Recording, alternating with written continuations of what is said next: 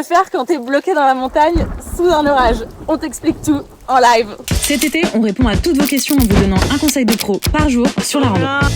Faut savoir à combien de kilomètres est la foudre. On a compté les secondes entre la lumière et le son, donc du tonnerre. Et en fait, il faut prendre ce nombre de secondes et le diviser par 3 et ça te donnera en fait la distance à laquelle l'orage est.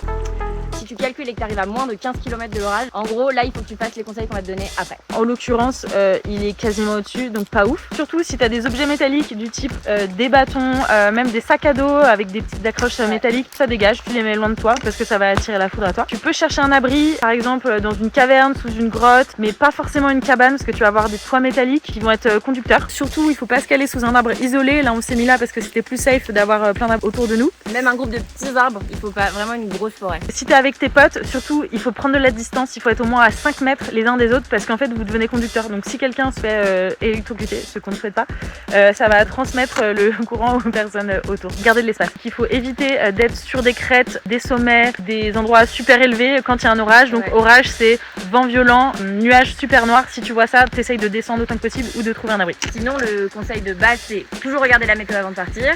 Bah, nous, on va retourner gérer notre orage parce qu'il nous reste pas mal de bornes et c'est trempé. Allez, bisous.